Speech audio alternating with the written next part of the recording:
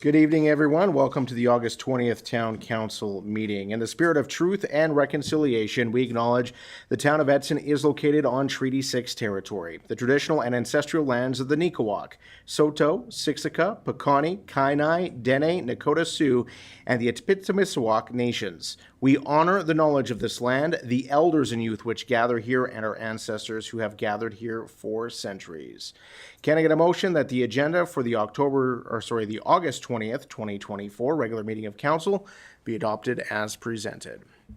Go ahead, Councillor Bevan. I'll make it so. Thank you, Councillor Bevan. Any additions or deletions to the agenda? Seeing none, all those in favor? That motion is carried unanimously. Can I get a motion that the minutes of the July 16th, 2024 regular meeting of council be adopted as presented?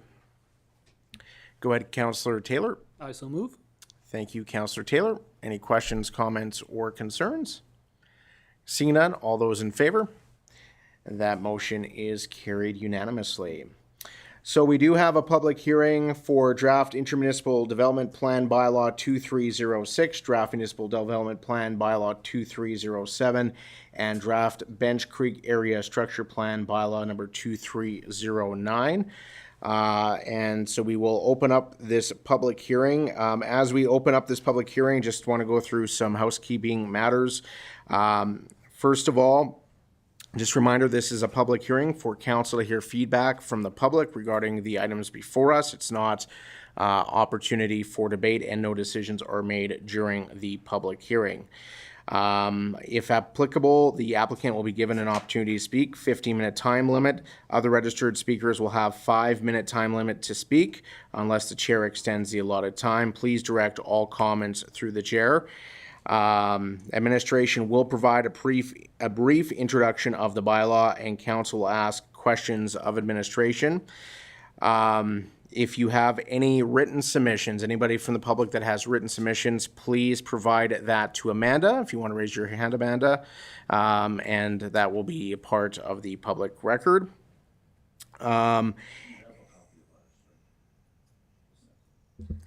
Sorry, Mr. Mayor, under the new meeting procedure bylaw, we no longer accept written submissions after publication of the agenda. Okay, that's not in my notes. I will update the notes and All right. apologize for that. Okay, thank you.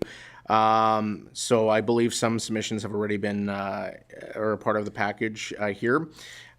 Speakers who signed in prior to the commencement of the meeting will go first, followed by anyone else who, without previous notification, wants to speak in favor or opposition to the bylaw. When you are coming up to speak, please indicate your name, where you're from, and whether if you're support or against the bylaw.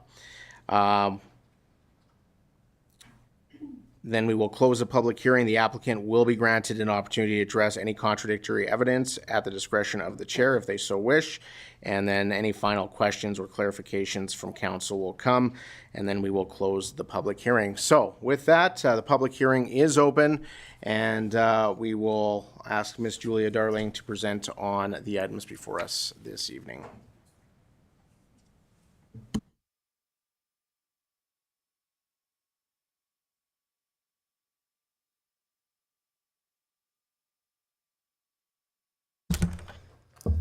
Good evening, Mayor and Council. I'd like to introduce Kyle Miller, our planning consultant with Sheffer Andrew, and he will do our presentation this evening.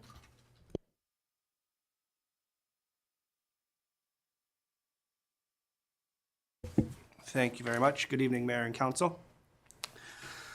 It's my pleasure to be here tonight and talk to you about 3 proposed bylaws, which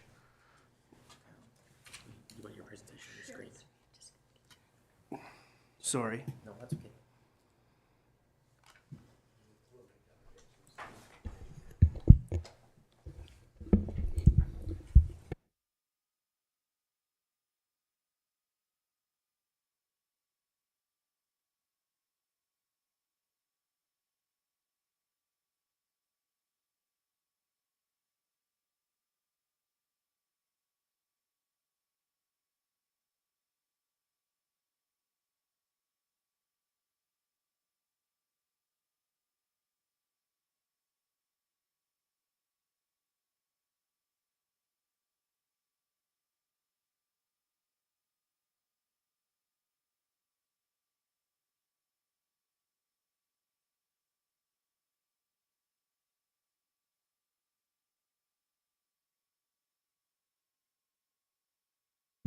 Thank you. Sorry about that. As I said, thank you for having me here tonight. We're here to speak to three proposed bylaws. First bylaw, which amends the intermunicipal development plan. Second bylaw, which amends the municipal development plan. And a third bylaw, which amends and replaces repeals and replaces the Bench Creek area structure plan. The initial Bench Creek area structure plan was adopted in 2009.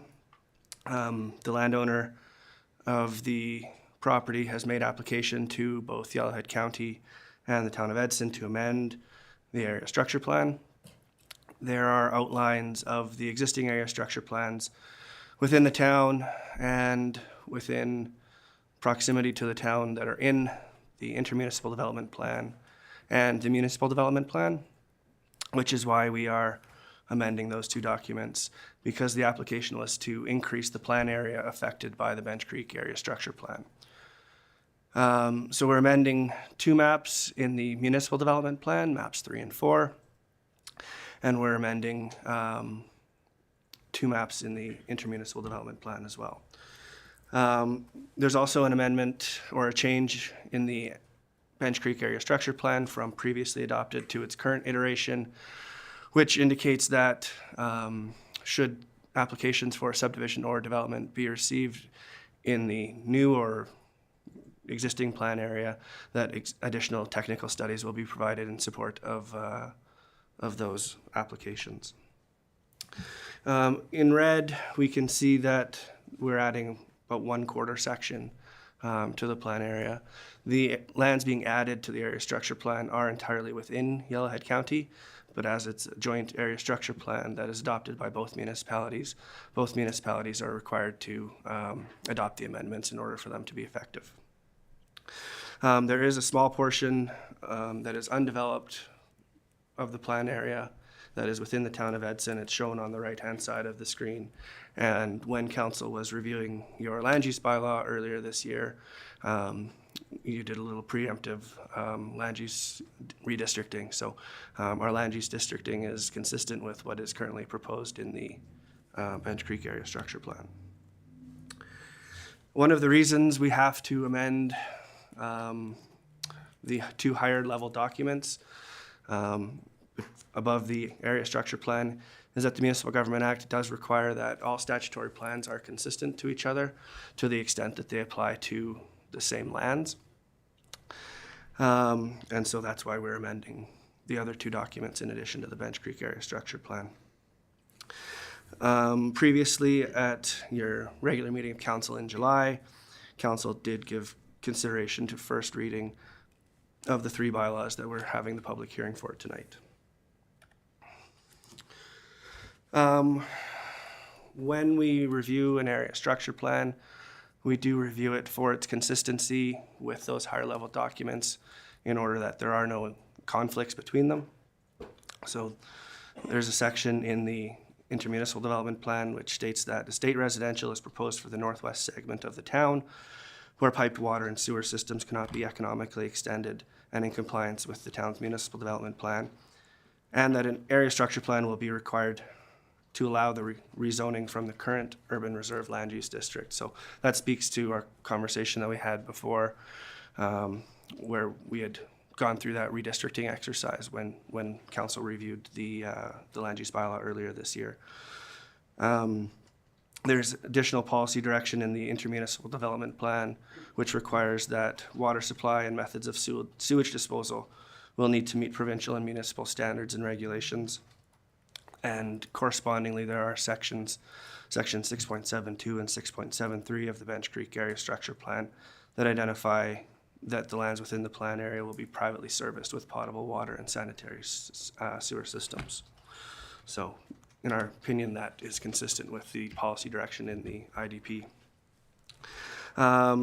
This is another change that arises as a result of the amendment to the plan area of the Bench Creek area structure plan. Policy 4.4.1 of the intermunicipal development plan requires that all new development complies with map 8. So map 8 is being amended to show the future land use of lot 1, block 2, plan 001462 as country residential. This is in the county. in order that consistent land uses result throughout the plan area. There are no proposed changes to the land uses, the land use concept map as it applies to lands within the town of Edson. And then, as I've said twice now, and I feel like I'm starting to repeat myself, we've already completed the redistricting to the R1 estate residential district, as it applies to the land use bylaw.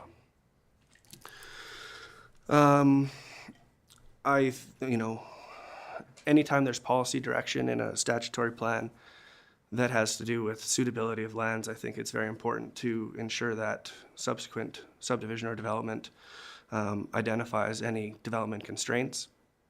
And there's a policy in the intermunicipal development plan which requires that any development located amongst others, Bench Creek, shall have a top of bank and appropriate development setbacks established by a qualified surveyor, geotechnical consultant, and that development setbacks shall be consistent with requirements in the town and county municipal development plan and land use bylaw. So there is no current development along Bench Creek within the town of Edson being proposed, but when a subdivision application or development permit is received, we recommend that additional geotechnical work be provided by the applicant in order to determine the appropriate setback from Bench Creek. And that ties back into the policy that was added, which requires the landowner to provide additional technical studies at time of future subdivision or development. Policies 4.17 and 4.18 of the intermunicipal development plan require a 300-meter setback from the boundary of a decommissioned landfill or a 450-meter setback from the working area of a landfill for all residential, food, school, or hospital developments. In addition to those setbacks, there's also a 450-meter setback for water wells from those boundaries of the decommissioned or operating landfills. As you can see in kind of the purple in just about the middle of the figure, there are decommissioned and operating landfills that are nearby the subject site. However, they're 800 meters, greater than 800 meters from the plan area. And future country residential or state residential in this area would not conflict with those policies.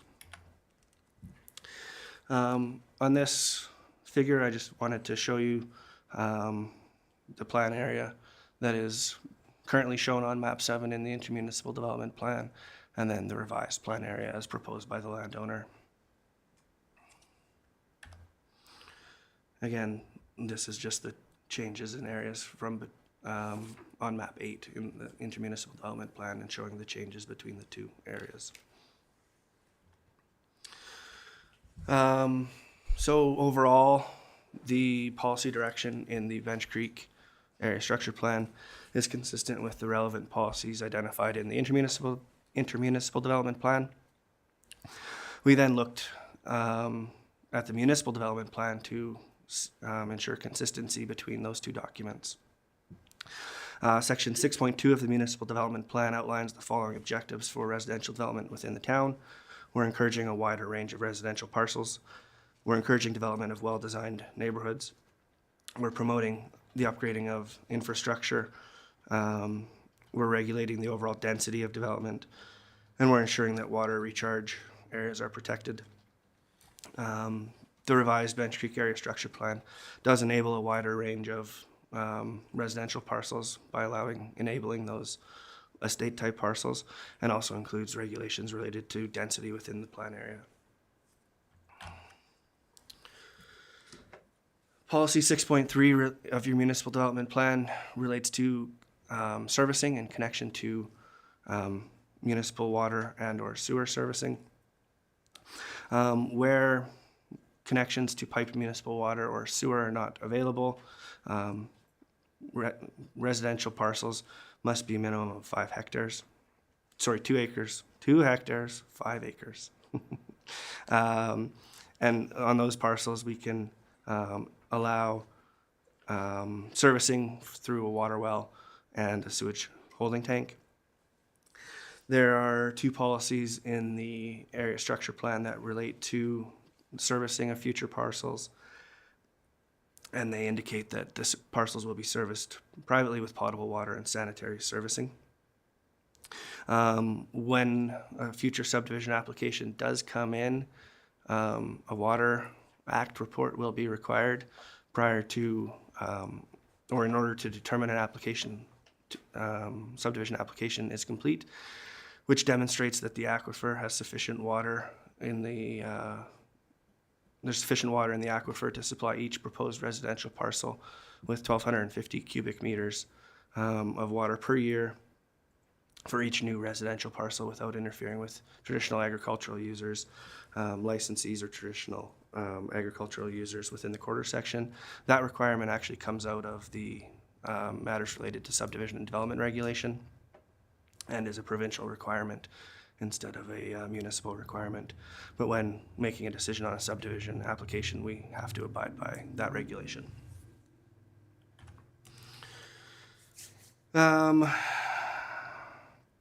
One of the, back to the hazard land discussion, is that there are soils within the town that propose or pose significant constraints to development of buildings. The municipal development plan contains provincial mapping that identifies lands within the town of having muskeg greater than 3 meters in depth. And this includes land within the plan area, and lands within the plan area that are east of Bench Creek are identified by the provincial mapping data as having muskeg between 1 and 3 meters of depth. There's not been, to my knowledge, a geotechnical investigation completed for the lands within the plan area that are in the town.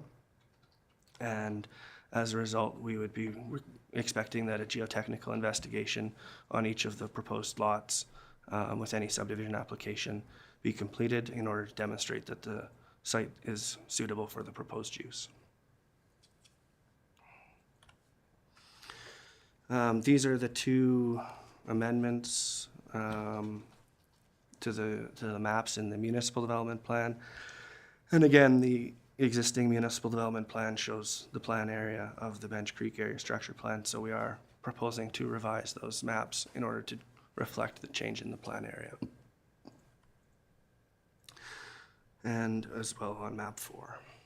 So map 4 is the opportunities and constraints map, which identifies those areas of muskeg, and you can kind of see that swath through those quarter sections.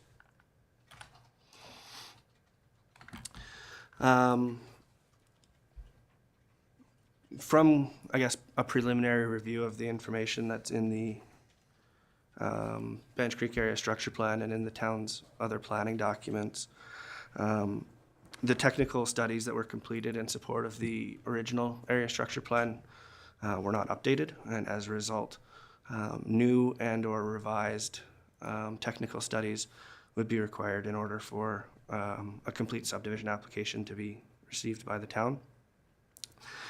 And I've just included a list of the things that I believe would need to be included in the subdivision application in order for us to accurately assess any future subdivision.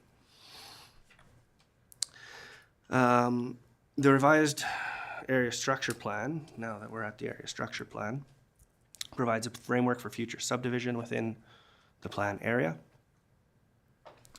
And the applicant has provided a revised figure that shows the subdivision of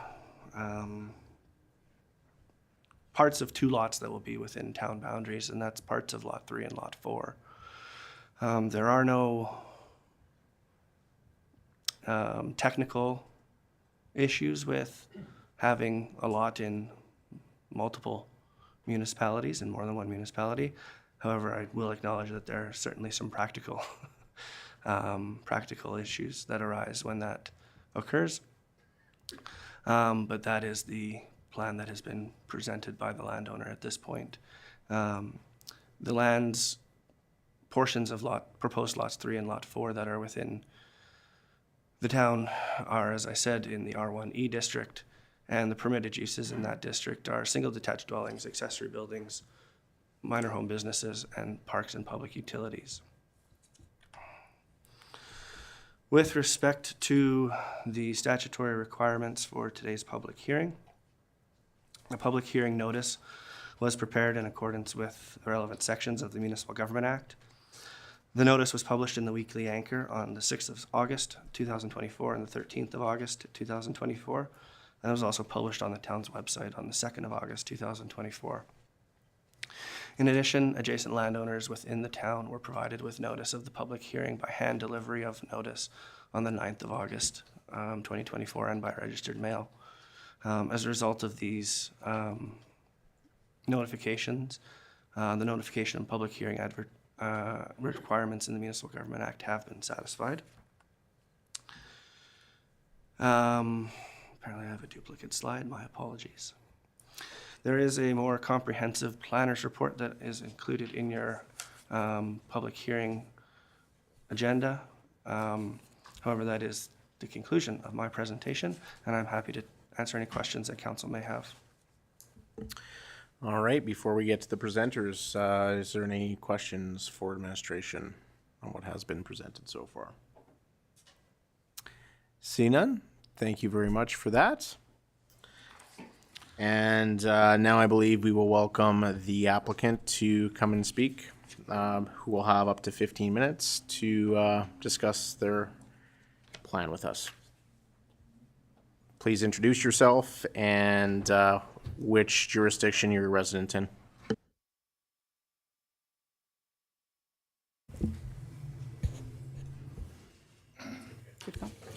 Good evening, Mayor Sahara and all of council. Thank you very much for welcoming us tonight.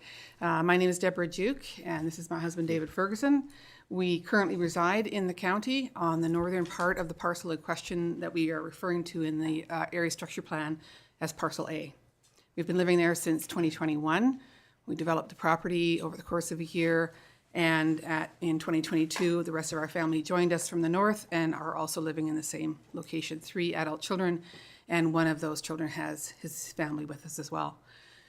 So yes, we do have an impractical lot that's multi-jurisdictional. It was created when the first Bench Creek Area Structure Plan was developed. Prior to that, when Bench Creek Estates was developed.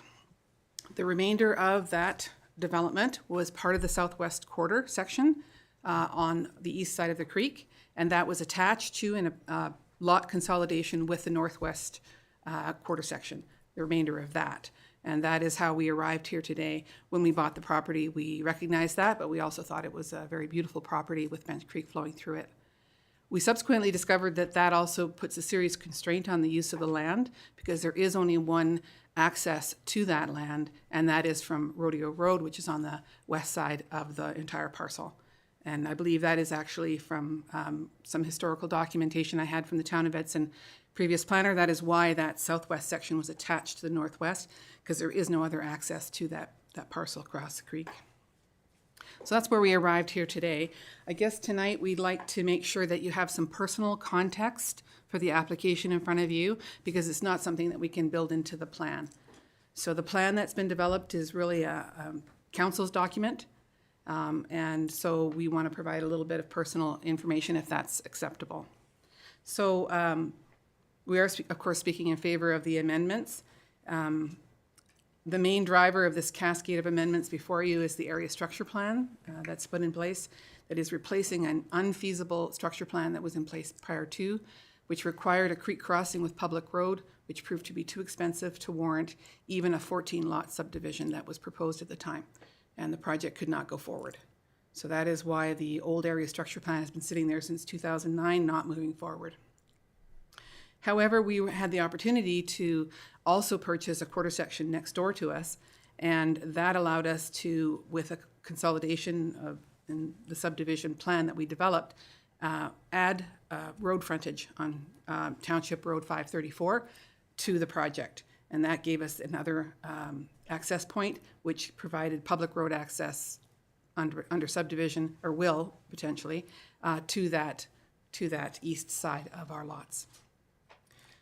So just to get back to the personal context, With me in the audience is two of our family members, Louis Ferguson and his wife Melinda Ferguson, and also their son Jacob.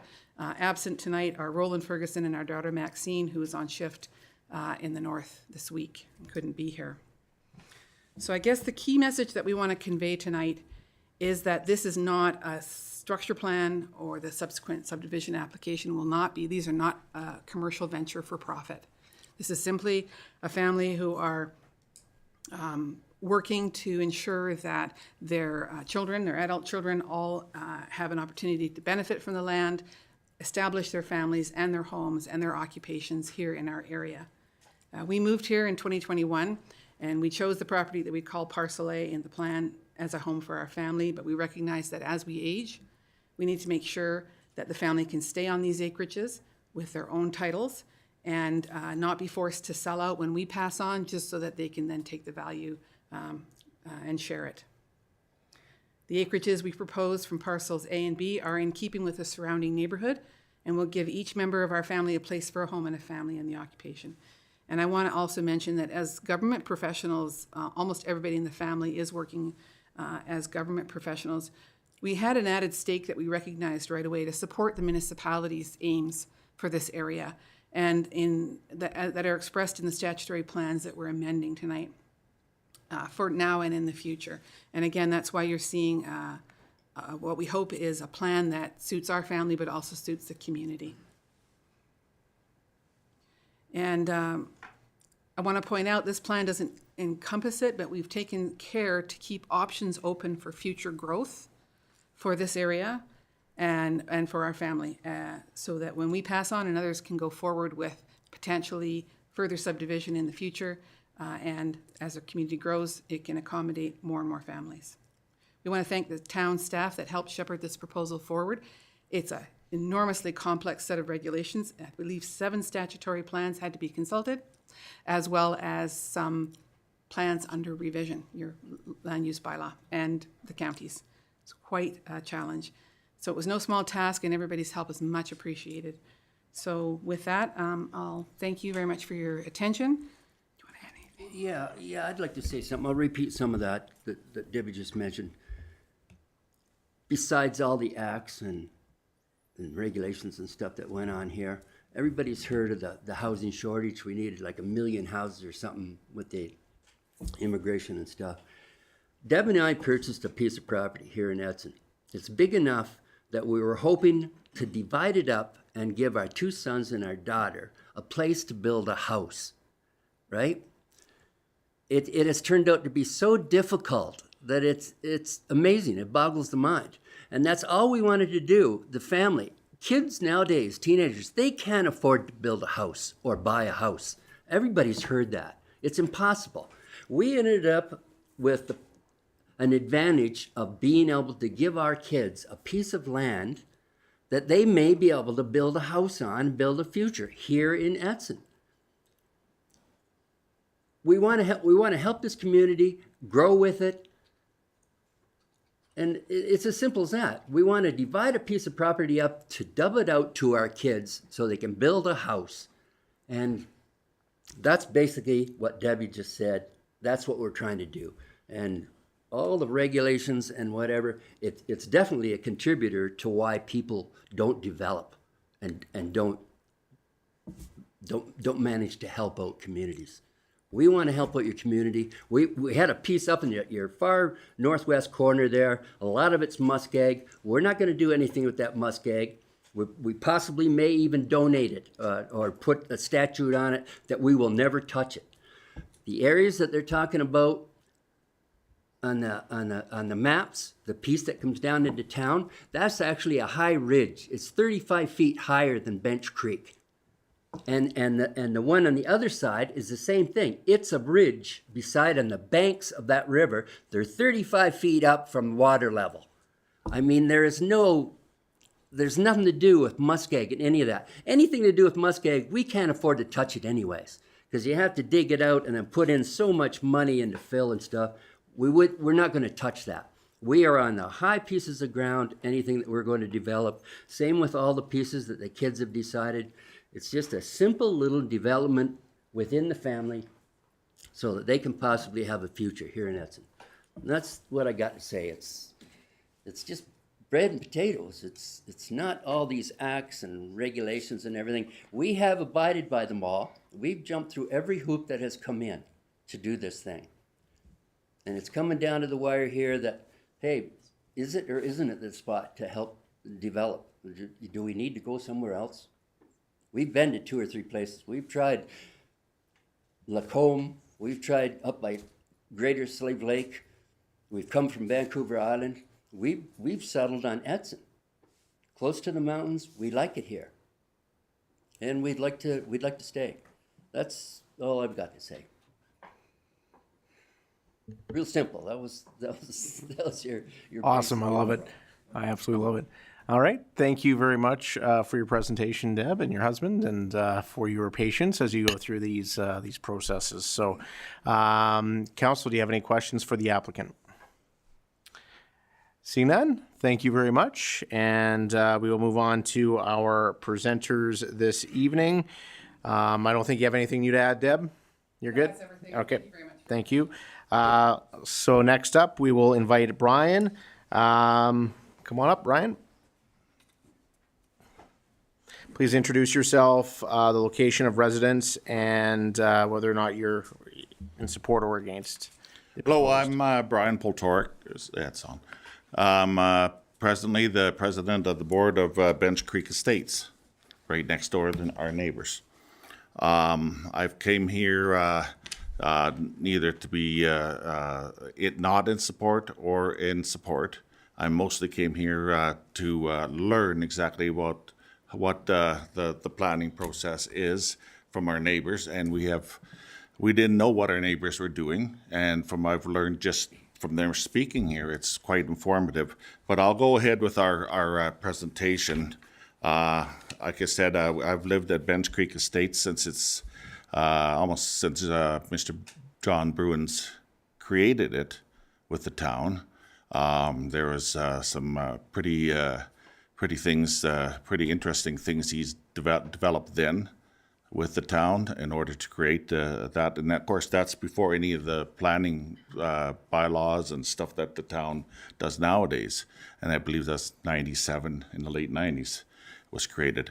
I was about to purchase my lot, but I waited till the change of the decade just to make sure banks didn't blow up. But I did buy the property that I'm in 2000. We also noticed that the town has changed a few things that they didn't know of since we were created. I was one of the founding members of our bylaws because we're a condominium association, and we take care of our area. But that I digress. My presentation first begins with the structure bylaw that borders both the Yellowhead County and the town of Edson, and the proposed 3 lots that border environmental reserve. Our concern was that the shoulder area along the Bench Creek was maintained, and that trees and stuff like that is maintained that are existing. We've had the Trans Mountain Pipeline come through, as the town knows. It came right through my front yard. I have numerous pictures, and I have a good depth of knowledge of what's underneath my soil and all the way down to Bench Creek. Our environmental concerns for there too is, according to map 8, is that little finger from the pipeline that goes further south. As I've learned from the family that they know that that's Muskeg, but also want to inform them that the pipeline has done many environmental things, and that area that the pipeline's sitting on, and then probably south, is wetland. So it's considered protected. The pipeline could not even drive on it, so no rig mats. They had to drill underneath it an extra half a kilometer because of the environmental concerns in that area. The land that they did talk about, so that's Higher Bank, that is great land. I've known that land before any plans. My sons, we've traveled that area, hiked it, skidooed it. It's quite good high land, except for around when you get into that former oil well rig, and it gets to the muskeg that they purchased. So our concerns was that environmentally. Our other concerns, as we had stated about the bylaw about not being any services to the property. We have experienced that at Bench Creek. We're in very high land, and we cannot even put in a mound system. I believe the county would have allowed a mound system, but because we're in the town side of things, they would not allow a mound system. We had to put in tanks. Okay, and we do have our own wells, so that is pursuant. We would like to inform any of the owners then that if they're in the town part of things, that they are looking the future of paying a serviced lot mill rate. So the taxes that we pay in Bench Creek is for a service lot. Mill rate is for a service lot, and as stated by the plan, we're never going to get any service. I was told back when we did the planning for the ring road around town by the then town manager, says, "Not in your damn lifetime are you going to ever get any kind of service up there." As I stated earlier, the town has some mistakes on their map, saying that the town owns the road in there. They do not. That is all solely owned, taken care of by the condo association. The only thing that the town has provided is they provided a street sign and a stop sign. So all our snow clearing, our gradering, our graveling. Sorry to interrupt. Your 5 minutes are up. Would you like an additional minute? Please. Okay, go ahead. Our graveling is all done by us.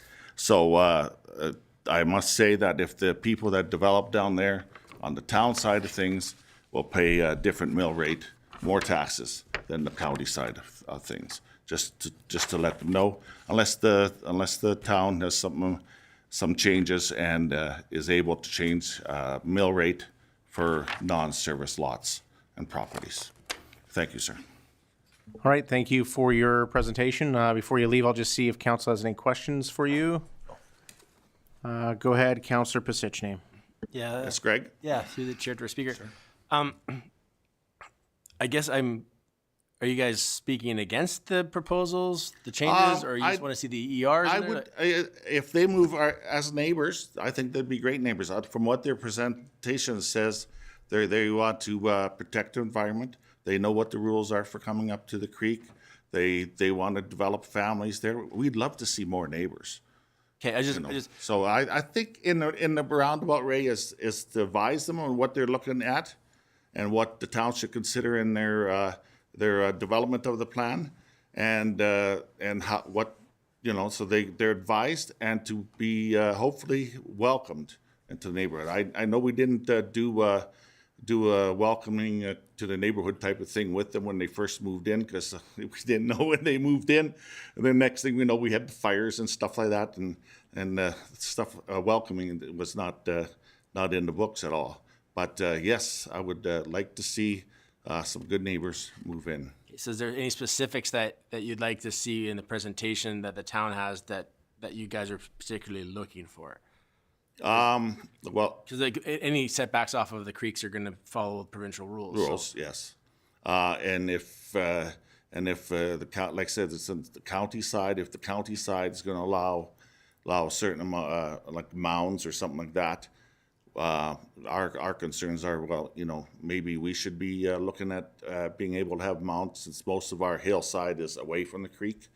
And in times when we're water saving, conserving water, do we want to have more stress on a overcapacity sewer system?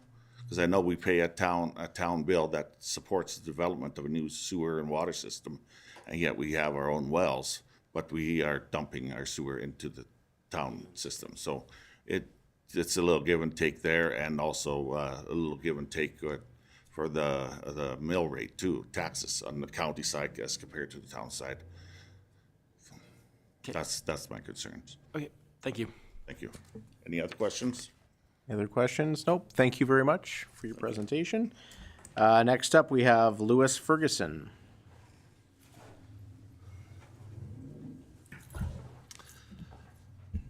Thank you for hearing us today. Yes, I'm speaking in favor of this amendment. I'm currently an employee of Yellowhead County in the utilities department. I service the communities of the county. Obviously, I take pride in that, and I would like to continue to be part of the community. And I'm looking forward to developing the land in question and raising a family. And although it wasn't a requirement of my employment in the county to be a resident of the county, I know that it was favored. They like to have people that live here because it shows that you'll be here for a while, that you're not just moving through, that you're here to stay. And although it wasn't a requirement, as I stated, it was definitely part of the reason I got the job. That and obviously my qualifications. But yeah, I would like to say that I'm in favor of this. And basically that's it. So I appreciate you guys taking the time. So Thank you very much. Council, do you have any questions for Louis? If not, thank you very much, Louis. absolutely. Melinda Ferguson. You don't have to if you don't want to. Okay, that's fine. All right, thank you very much. Do we have anybody else in the gallery that would like to speak for or against what's before us here this evening? All right. With that, does the applicant have anything else that they need to address before we close the public hearing? No. Okay. With that, we will then close the public hearing. Thank you, everybody, for participating. We're not making any decisions tonight. It'll be on a future council agenda. Feel free to stay for the rest of the meeting, but we certainly understand if you want to go and enjoy the rest of your night out. So, thank you.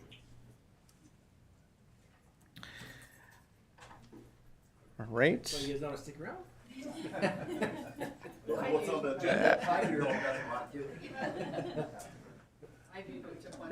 Yeah. Thank you. All right, we have no presentations and delegations, no bylaws, business items. We will ask Ms. Sarah McDonald to present on the transportation operating grant recommendations.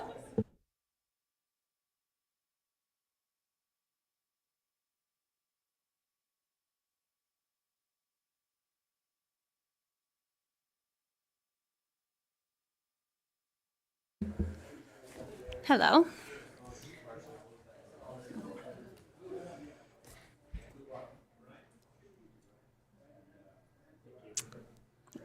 Thanks for having me tonight. I am here to present on the Community Protective Services Transportation Grant.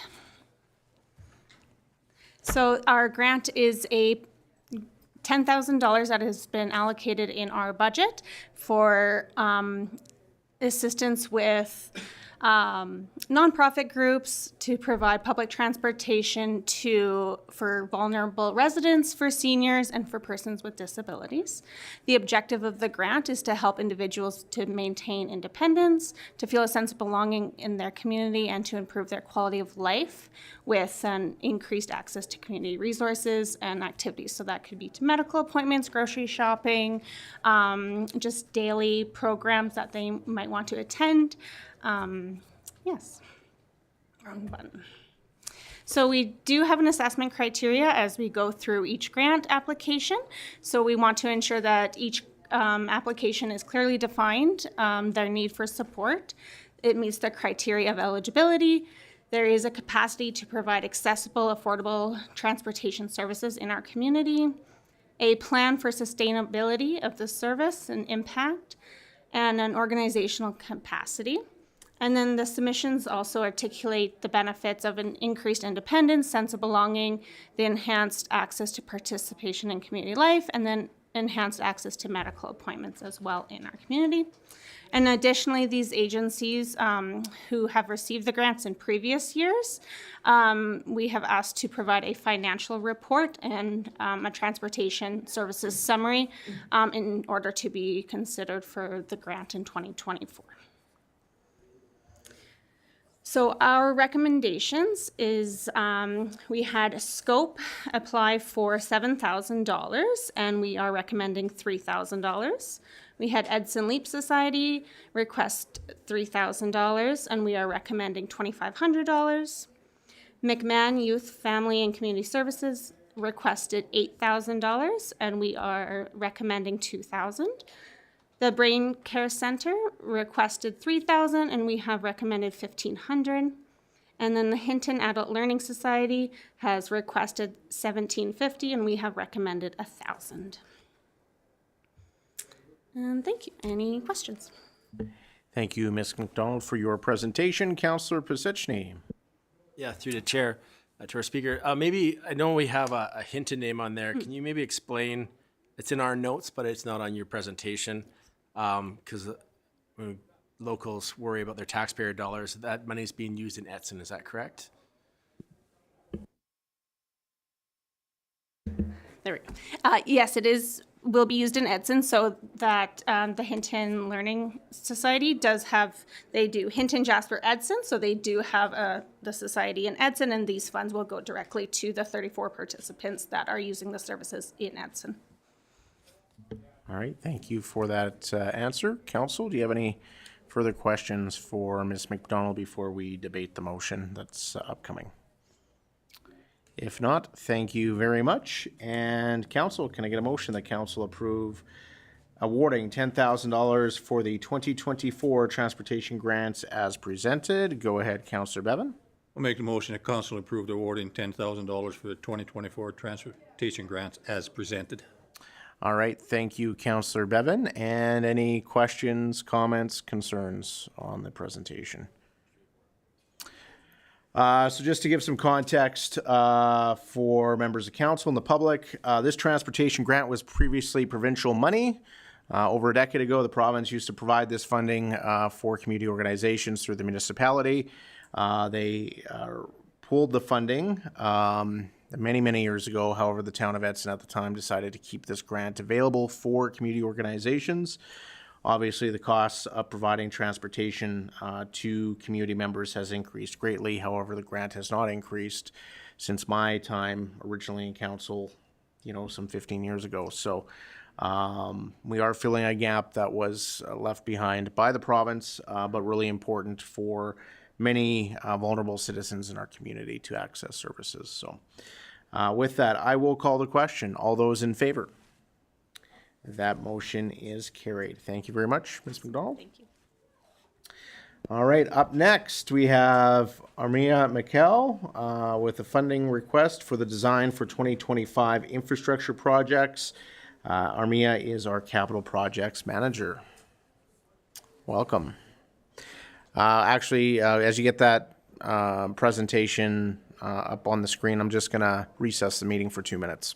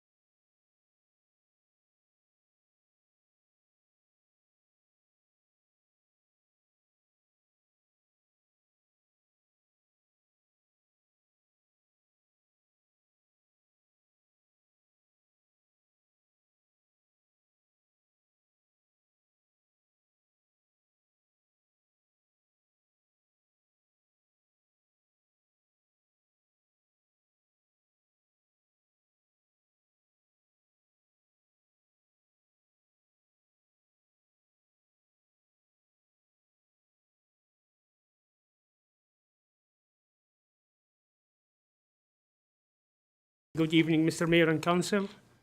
The RFD before Council is presented by the Infrastructure Department requesting approval for allocating $150,000 for the design of 2 sanitary upgrade projects. This will be funded from the Asset Management Sewer Reserve with a current balance of $665,000, $868. I will move to the map to show the 2 locations we're asking for. This map is from the sewer assessment. Condition assessment was performed by McLeany and presented to council a couple of months ago. We're looking for project B1, which is pretty much a continuation to the current project we're conducting this year on 10th Ave.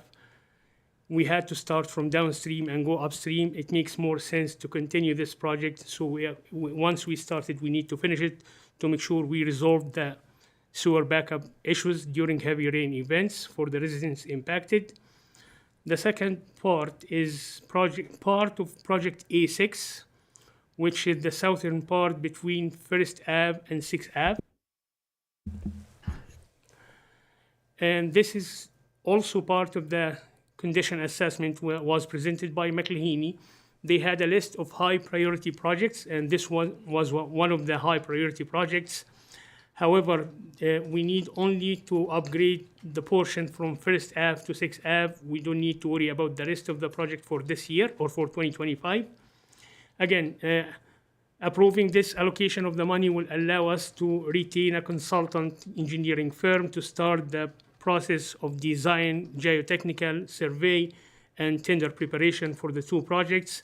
They will be ready for construction in 2025 construction season, subject to council approval. This project here, the part of A6, is kind of 2 birds with 1 stone because it's part of the high priority projects in the condition assessment, which is required to be done at a certain stage. In addition, based on the study and the design was done for the YCE, they identified that based on the discharge flow for the sanitary sewer, this needs to be upgraded to accommodate the new discharge flow from the YCE center during the backwash process for the pools. So it will serve 2 purposes. It's required upgrade and it will serve the YCE. This makes it a higher priority for now. Thank you. All right, thank you, Ms. McHale, Mr. McHale, for the presentation. Council, do you have any questions? Go ahead, Councillor Taylor. Through the mayor to administration, just looking at the project A6, work on this design, certainly design work, but any construction work won't make any delays on the multiplex construction or anything like that, will it? No, this is separate. This will be under the infrastructure. It's not part of the YCE. Actually, it will serve the YCE. The faster we finish it, the better it is because it will be ready once the YCE is ready. We're not holding it by waiting for this project to be done. So it's recommended. Yes. All right, thank you. Council, any further questions? Go ahead, Councillor Chachka. Through the chair to Armia, I don't have any questions. I'm just pleased to see this on the agenda tonight, so thank you. Thank you very much. Thank you. Council, any further questions, comments, or concerns? All right, thank you for that. So Council, I will take a motion that Council approve $150,000 from the design of sanitary sewer upgrades from the Asset Management Sewer Reserve. Councillor Chachka. I so move. All right, thank you, and we will open debate. Council, do you have any concerns that you'd like to bring forward? Just echo what Councillor Chachka said. Very happy to see B1 on the project list, and as well as that portion of A6. We are getting these projects complete. Having the designs ready to go is critical. When the Premier was here a couple weeks ago, she was happy to see that we have been taking action to address what we've learned through the various flood events. Unfortunately, once again, we've seen some more residents in some of these areas flood, but work is underway, and I think it's critical that we continue focusing on this infrastructure to deal with these issues. And as was mentioned in the presentation with the YCE Center, as the multiplex committee has been looking at that, there's different ways to tie into the town infrastructure, and this was the best way forward for that facility. And we didn't know those details until we actually had an actual approved project by both councils. So I appreciate the work that administration's doing on this. Obviously, for B1 to move forward, that has to be a part of our capital plan for 2025, and we are entering those budget discussions. So with that, I will call the question. All those in favor? That motion is carried unanimously. Thank you very much. Thank you. All right, the next item on the agenda, speaking of budgets, our new finance manager, Tyler Goebel, presenting this evening. He helped us out during the audit and decided that he wanted to make Edson his home. So welcome, Tyler, as one of our newest employees.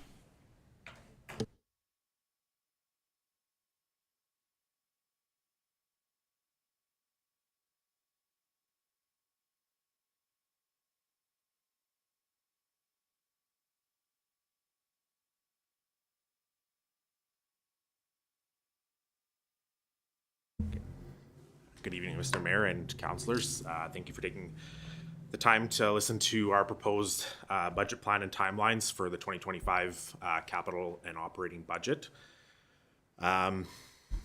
Just the one slide today. First, I'd like to just start off with the public engagement portion of the budget. I know that's a very important piece of the budget. We are currently looking at a launch date of August 26th. We're just putting the finishing touches on a SurveyMonkey survey that we'll be sending out. But that will be ready to be launched on the 26th. Like I said, we're just putting finishing touches on that. In addition to that public engagement, we would like to propose a in-person engagement session as well on September 12th and 13th. That will allow members of the public, we're proposing that to be at the Leisure Center from 6 to 8 p.m. on those nights. And that will allow members of the public to engage and also potentially have access to iPads or laptops that would allow them to access that survey. Just keeping in mind, not everybody would have access to a phone or things like that themselves. Moving into the 2025 budget workshop, we are looking at a date of October 19th from 9 to 3 p.m. So that is on a Saturday. Now, one of the biggest changes that you'll probably notice here is in the past, we have done separate operating and capital budget meetings, and we are looking at combining those into one. The reason for that is we're working internally on streamlining our budget process and presenting a budget to you that is more structured and more well laid out so that we can tackle those items all together. And just understanding that an operating and capital budget generally go hand in hand. A capital request can also have an operating component, and we just felt like separating those out into two different meetings could create an information gap, and we just want to make sure that we're presenting you with the most current and best information possible to take action from. We were originally looking at a date in December for presenting that. We just felt like that didn't leave enough of a backstop in case there were changes that need to be made. So you can see there, we do have an additional date on November 26th. So if we don't adopt the budget as presented, we do have a fallback date and potentially another one in December as well. If we present in December, we fall too late, and we just don't want to have our backs against the wall with a budget. So with that, I don't have any additional information. So if, I'd like to open it up to questions if anybody had any. Thank you, Mr. Goebel, for your presentation. Councillor Pisicny. Yeah, through the mayor to Mr. Goebel. So in the survey, is there numbers released in that survey? Do people have an idea what the proposed budget is so they could, they could read it and understand it and question us on it at the event? The reason I ask that, I don't want to just say, hey, what do you want in the budget? And then we just take the information, but we don't show people the budget and don't give them that opportunity to have that feedback on there. So I guess that's kind of where I'm at. Are we showing the actual numbers of our budget in this survey, and will we have it for the budget event so people can actually see what we're budgeting, what we're going to be discussing as a council? You're already queued up there. You can turn back on. I'm good. Sorry. New process. So thank you for the question. So currently what we have is, in terms of numbers, is we do provide a breakdown of the median assessed residential value and the taxes that would be charged on that, and how that money is broken out and how it's currently spent. So we're hoping to provide that information so that at the public engagement session, people can provide some feedback, some level of feedback as to where they would actually like to see those dollars spent. Almost like a spinning wheel, right? Okay, Councillor Taylor. Sorry, I thought it's, okay.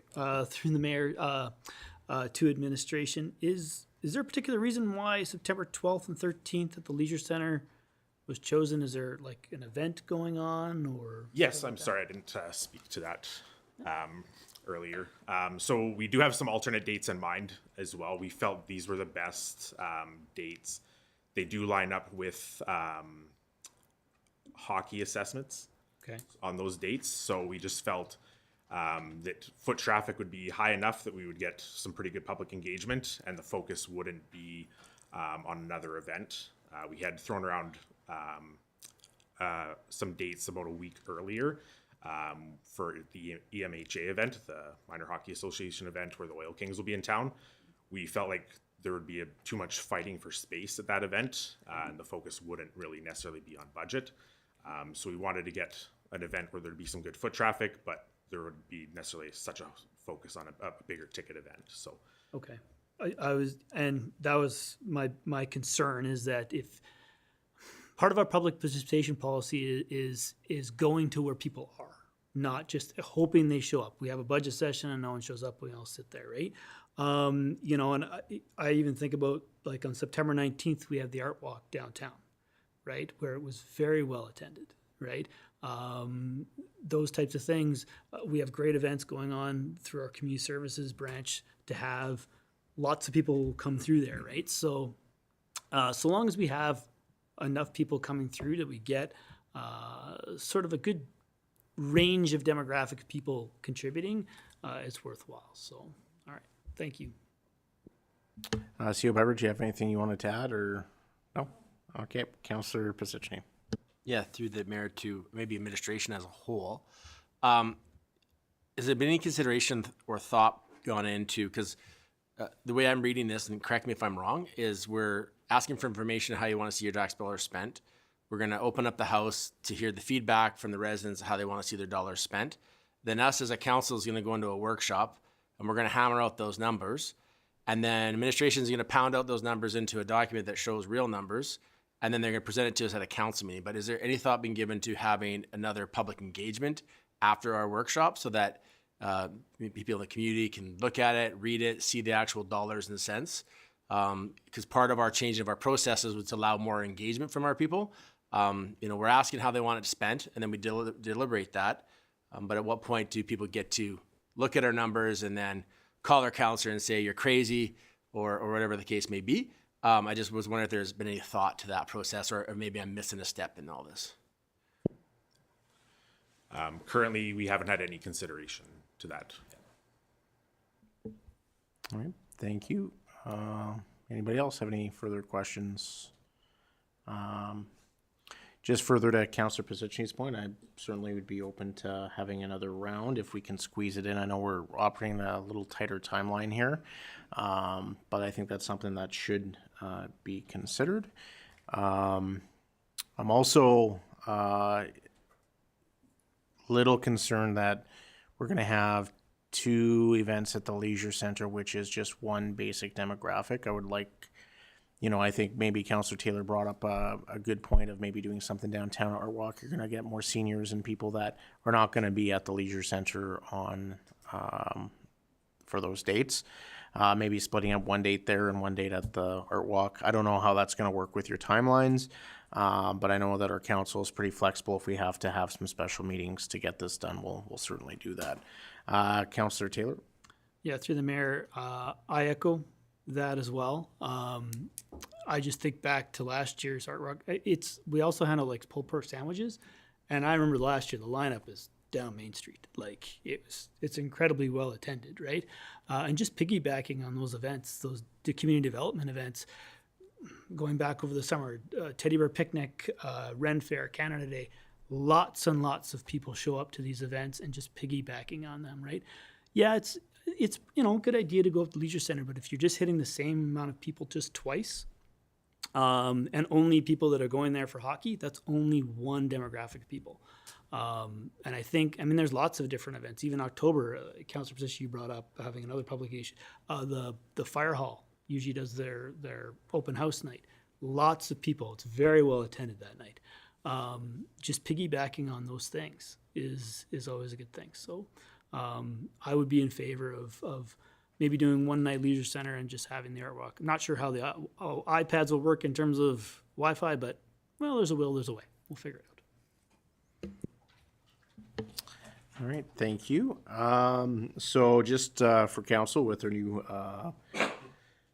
process here for our meetings, so we do have a third motion that'll be coming up here. I don't know, Councillor Taylor, if you'd like to amend that motion to take into the feedback that we have seen here to add in the art walk as a part of that public engagement event, as well as direct administration to look at a further engagement following our initial budget presentation workshops. Just through to CO Beverage, do you think that's appropriate? Mr. Mayor, as the motions aren't presented, you don't need to amend them, right? You can make the motions as you wish. That's what I'm asking you. All right, thank you. So with that, council accept the 2025 operating and capital budget plan and timelines as presented. Somebody want to move that or make a different motion? Go ahead, Councillor Chachka. I move as presented. All right, thank you. Any questions, comments, or concerns? Seeing none, all those in favor? That motion is carried. Can I get a motion that council schedule budget meetings on the following dates? Saturday, October 19th, introduction of budget 2025 workshop. Tuesday, October 29th, operating budget and capital budget 2025. Wednesday, November 13th, present 2025 operating and capital budget. Somebody want to move that? Councillor Taylor? I so move. Thank you. Any questions, comments, or concerns? Seeing none, all those in favor? Motion carried. And somebody want to make the third motion, please? Go ahead, Councillor Taylor. That council schedule public engagement events at the Leisure Center on September 12th and at the Downtown Art Walk on September 19th. All right, thank you. We'll just get that up on the screen.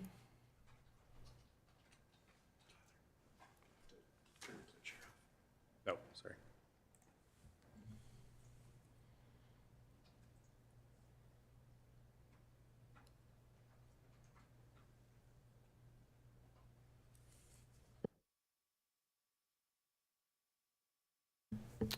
All right, the motion is up there on the screen for council to see. Any questions, comments, or concerns? Seeing none, all those in favor?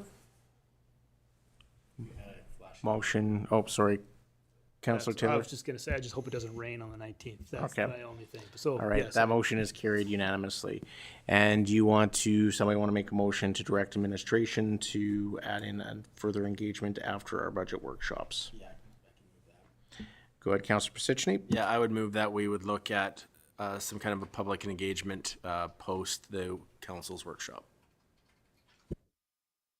I don't want to tie into a date. No. All right. Thank you. Any questions, comments, or concerns? Seeing none, all those in favor? And that motion is carried unanimously. Thank you very much, Tyler. All right. Next up, the guy who's usually behind the camera, our communications coordinator, Steve Bethge, with the Town of Edson Communications Plan. Very timely. Thank you. It is true. You have a face for radio. I can say that. We used to work together. All right, Your Worship, members of council. I'm here today to present our 2024 communications plan, and I will just get going. So you know me, I've been here for quite a while now, and many of you met Jennifer at our last council meeting. She's been with us for almost 2 months and been a huge help in the communications department. Already don't know what I would do without her, so it's great to have her on the team. Oh, geez. It is. I just was focusing on turning my mic on and making sure I turned my mic on. So there's our lovely mugs there. All right. So our communications goal for the town of Edson is to have an open, inclusive, and engaging dialogue with the public. We want to keep everybody informed and involved in town processes. We want to do this to achieve several objectives. So we want to relay vital information. We want to keep everybody informed, including residents, business owners, and anyone visiting our community. We want to be the primary source of information. People will get the most accurate information if it comes straight from the source. And we want to build and sustain trust. We live in a world right now where nobody trusts anything. So we want to build on that and be open and honest with the public and build that trust over time. We want to promote understanding. When people understand processes and why things are done the way they are, it can lead to less frustration. So our desired outcomes are to have an informed community, to enhance public trust, to be a reliable information source, align with our strategic plan, inclusive engagement, internal staff are supported as well, and effective communication and crisis management. So a full communications audit was completed in early 2024 with the help of Becky and Marcom Works. We worked on that audit and got through it, and it lays the groundwork for this document. Communications plans from the municipal world were all reviewed, and we did some interviews with stakeholders, and an extensive documents review was also completed. So our guiding principles throughout this process and in this plan are transparency, responsiveness, inclusivity, accuracy, engagement, cultural sensitivity. Each of these points will guide all future communications. Our target audience is outlined in the plan and the various tools that we would use to communicate with the target audiences. Just some stats that came out of our audit. Which of the communications channels do you use to receive news about the town? The vast majority was social media. Coming in behind that was the town app, town website, and the newspaper at 31%. How would you prefer to receive information from the town? The most preferred channel was social media again, 46%. Then we had the town mail, town app, and town website.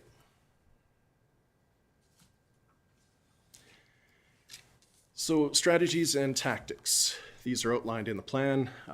One of the strategies is planning, integration, and cross-channel coordination using all of our tools for the right audiences. Engagement, promoting an environment that encourages active participation from all stakeholders.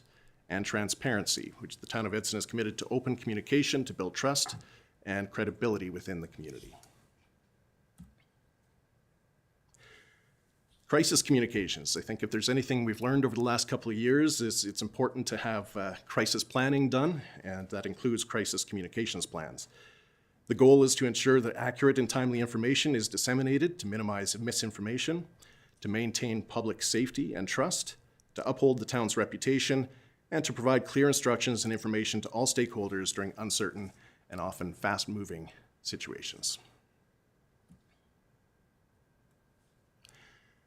So within our crisis communications plan, we looked at various threats that could impact our community, natural disasters like wildfires, floods, public health. We had the pandemic recently, public safety, threats of public harm, disruption of essential services, civil unrest, and transportation accidents. Obviously, in our community, we have a major highway that runs through our community, and we have railway, we have an airport, so all these things have to be taken into consideration. So messaging strategy, pre-crisis preparation. We've been doing a lot of work with the lessons learned from the previous crises. An emergency page has been set up, which would be activated in a major emergency. This would house all of the information, all the latest information in one location. We've also adjusted our website to include both banners and pop-ups to be used for important information, and smaller pieces would also be pushed out through social media and through our website as well. But it would all link back to that one main page that would house all of the information that we have. During a crisis, we want to establish facts as quickly as possible and craft clear and concise messages. Since the evacuations, we've also signed on to a new platform that allows us to push out over multiple platforms really quickly, so that's going to speed things up. And post-crisis evaluation. It's exactly what we've been doing each time that we've had one of these crises, where we identify where we can improve and put those lessons into action. So now that we have our communications plan in place, as well as our communications officer on board, we're moving forward with a number of projects to help move communications into the future. We have our social media policy that is being reviewed right now. We're doing a website refresh in 2025, early 2025, so it should be launched hopefully in the spring, summer next year. Increased use of the Engage Edson webpage for public engagement and feedback. This is where we're going to house all of our surveys and any public participation events that we have going on. We'll make sure to put it there. And we're going to be working closely with each department to increase messaging and ensure communications needs are being met, and create more opportunities for public engagement at the onset of projects rather than after the projects have begun. And I'm open to any questions. All right, thank you, Mr. Rethge, for your presentation. Council, do you have any questions for Mr. Rethge? Go ahead, Councillor Bevan. Through the chair to Steve and Nat. I was up at the arena the other day, and a lot of people still don't know that we have a Town of Edson app. Is there any way we can put something at the library so that they can go on to see, what we're about?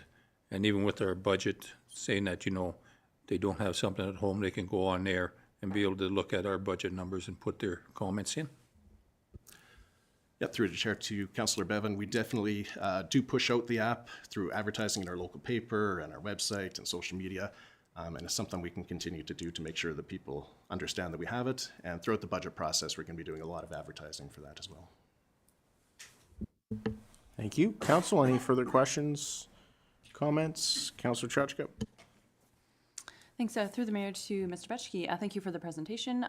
Regarding, previously at the library, there was iPad kiosks for those engagement sessions. Is that still going to be something with the library renovations that will be accessible in the future?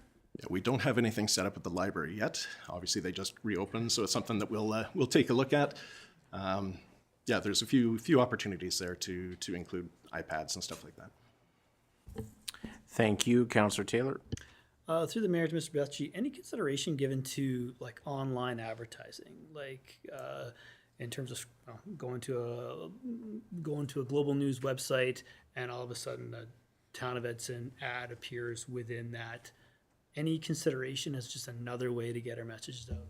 Like Councillor Bevan brings up advertising the app and things like that. Another way that we can do that. Yeah, there's definitely opportunities there. We haven't utilized that to date. We have been getting more into the Facebook ads and stuff and items like that. We have relied a lot on newspaper and just social media in general, but utilizing those paid ads definitely will help increase our reach. Thank you. Any further questions or comments?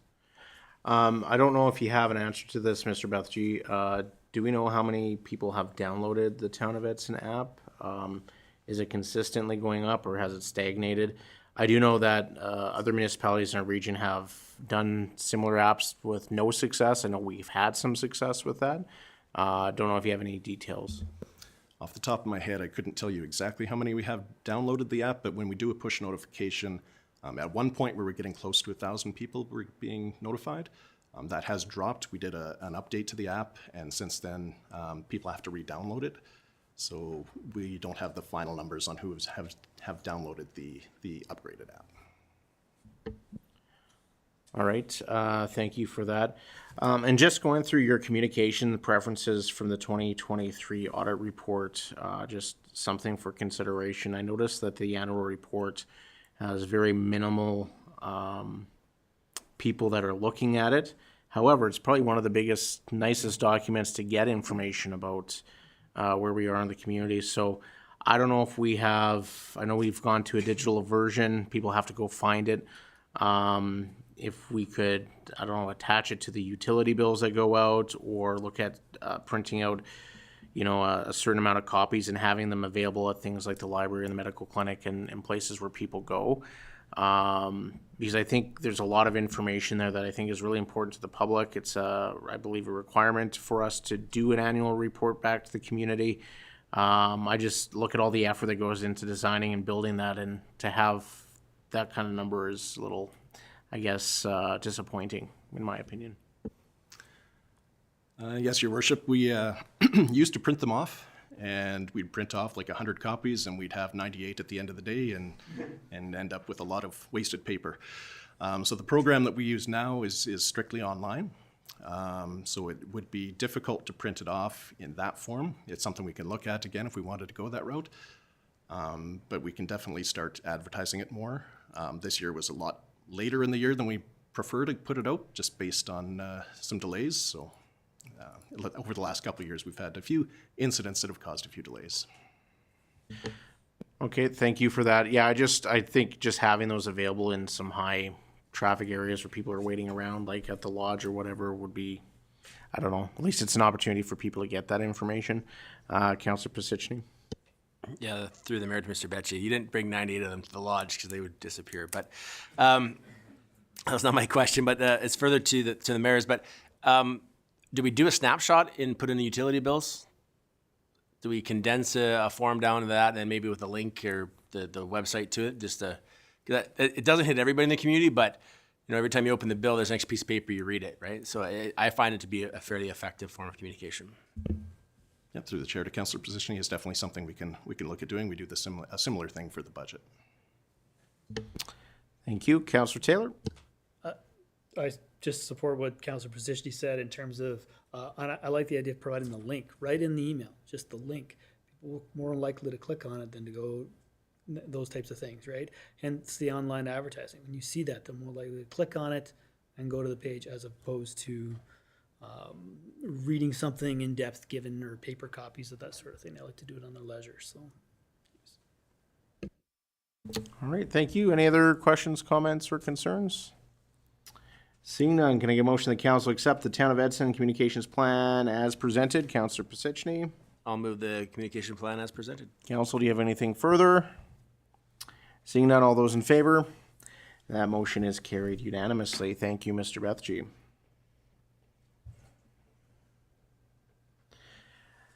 And next up, we have Mr. Doug Wagstaff presenting on the Extreme Cold Emergency Warming Center.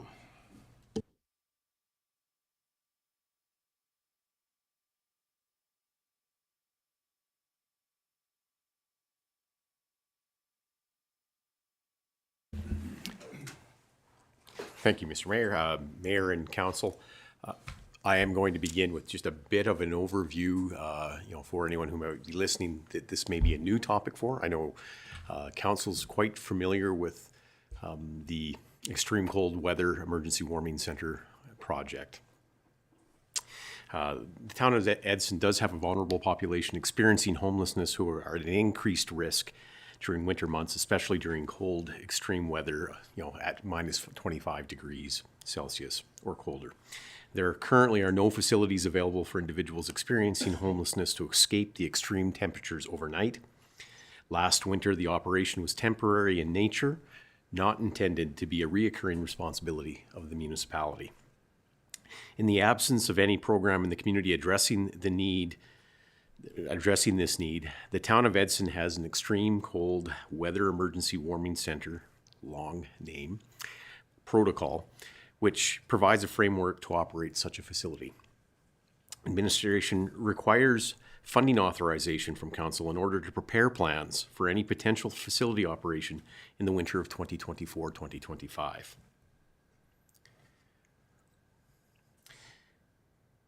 This, again, is a heated trailer as a temporary facility to offer emergency warming for individuals exposed to extreme cold weather overnight. The town does not provide provisions for lodging, food, or social supports. It operates through the winter months and will be demobilized in the spring. The town-operated site would be near the RCMP detachment. The facility is fenced, supervised with professional security, and utilizes contracted custodial services. Its intent is to limit disruption to business and the public. The 2022-2025 strategic plan adopted by Council on May 17th, 2022 set goals to work towards ideal long-term future visions and a general direction to achieve that future mission. During the strategic planning session held on May 3rd, 2024, Council identified key priorities for the balance of this term. One of the medium priority focus areas was approved in July 16th Council meeting, was a tactic to assist non-government organizations, community groups, to source funding to assist Edson's homeless population. In the absence of a viable operating program, an interim temporary program may be needed to fill the gap. This is just a picture demonstration of the operation of the facility last winter, as it was described earlier.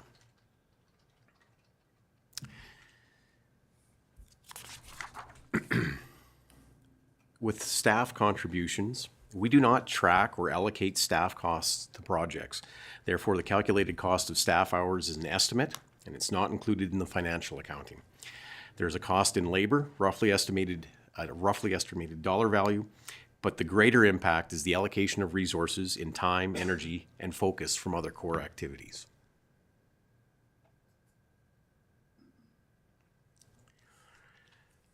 A budget anticipated for 5 months of operation, the hard costs based on 45 evenings is a total of $102,287, which includes operating expenses, fixed costs for mobilization and demobilization, and any additional nights of operation are estimated at a $1,200 per night expense. This initiative is proposed to be funded from multiple sources. The Connected Community Reserve, where there was $64,000 coming into the 2024 fiscal year, funded the 2024-2025 this past winter, which accounted for $53,405 for an operation from January to March of 2024. This leaves approximately $10,600 in the CCR to be allocated against $43,327 of additional funding that would be required for a 2024 operating budget. The outstanding $32,727 needed for 2024 would be funded from a transfer from the Revenue Sharing Reserve. The 2025 anticipated expenditures of $58,960 would be funded from the CCR with a transfer from the Revenue Sharing Reserve. As we've looked into with finance, the Revenue Sharing Reserve is the only viable funding source for this project. Next steps. The recommended action is a proactive solution to secure funding and have a work plan prepared to be mobilized if there is not a viable program in place for the fall. The recommendation is in 2 motions, as the 2024 budget would require an amendment to add funds to operate from November and December, while the second motion would earmark an allocation of funds for the 2025 budget. If Council authorizes the financial allocation, the Town of Edson would only move forward with this proposal if there are no viable alternatives operating. Grant funding will continue to be explored to offset any financial needs, or the third-party operation of a program will continue to be explored with community groups, as that would reduce completely the need for the town to fund or operate a facility. We know from operating the weather-dependent, because it's triggered by the -25 and not open every day, such a facility that we operated last winter, we learned that once we secure trailer availability, we could be operational within 7 to 10 days.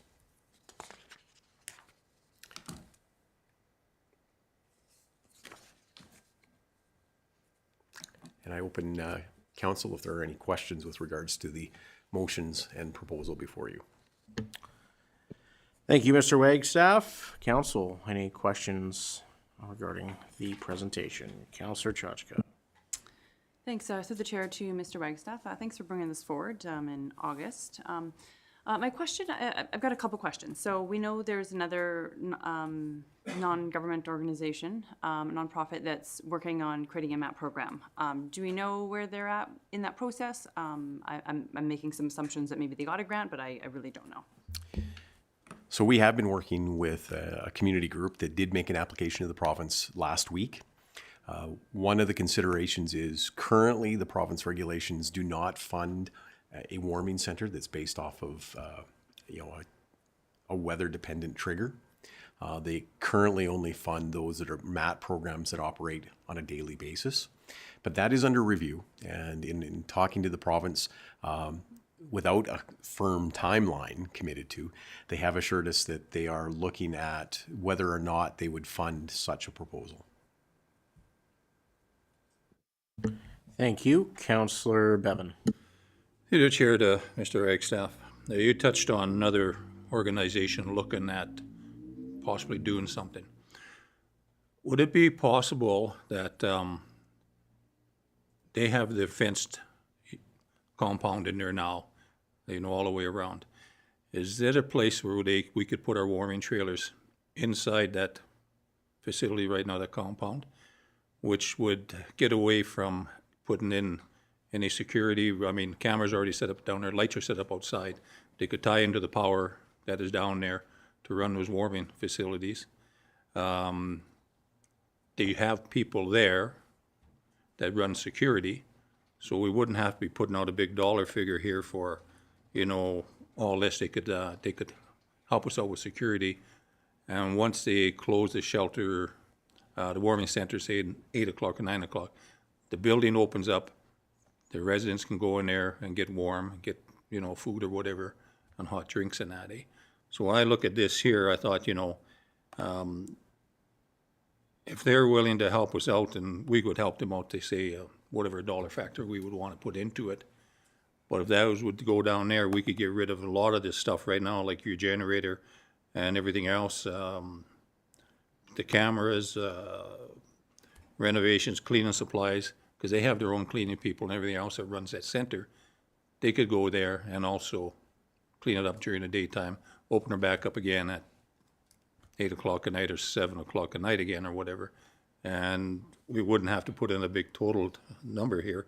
We could say maybe put in I'll just put $10,000 off the top of my head, something like that, to help them out. But they supply their own security and everything else to help us out, and maybe get a hold of the other interested parties that are looking at doing different houses in town right now that have not come into effect. Get them all together here, and we put everything down there. We wouldn't have to put it at the RCMP Center. It would be in a locked place there. Just something like that, because I know it's a big dollar factor, and I know, they need a place where they have to go on that, for sure. And I'm not saying that, but I think, if we were able to put stuff down there, and they could put up privacy screens all the way around it if it's bothering the business people or whatever, it's made to do that. Go ahead, Mr. Wagstaff. Through to Mayor, to all of council, that's not a consideration that we've had to this point in time. We'd certainly, if required, if there isn't any other viable option, we would take a look at any other potential solutions. Right now, though, the approved protocol from council is at the location as you see up on the screen here. But certainly that wouldn't, if there isn't another viable option, we would certainly consider what cost-effective options there could be there, and whether or not that would work for that group, and whether it would be compliant in that location. Councillor Chachka. Thanks. So through the chair to Mr. Wagstaff, I'm looking for some clarity. So if there's another group that does a MAP program, which I understanding is overnight lodging, a place to sleep, stay, awake, I don't know how they want to be, then we would not be operating, we would not be proceeding with the extreme cold emergency warming center, as you mentioned, right? That's correct? That is correct. If there's a operational alternative, we would not operate. Okay, can I have a follow-up? Okay, and so if, you said that with the government and the grants that they're looking into, you know, it's getting closer and closer to this timeline, right, possibly? So if we, so what I'm wondering is, if a group does get approval for a MAP program, but we've already started our extreme cold emergency warming center, can we stop it, or are we committed for the entire winter season?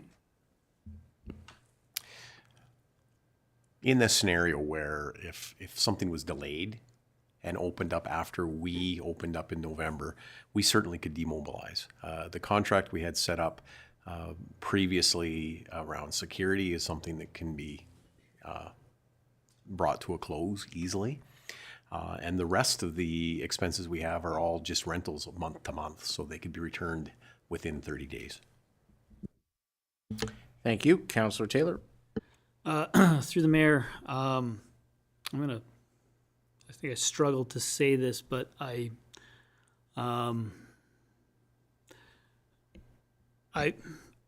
would probably be best if I could make a motion to go into a closed session. But I would maybe need a recess to talk to administration to figure out what protocol would be used to do that. Yeah, so I just need some direction on that. All right, I'll call a 5-minute recess.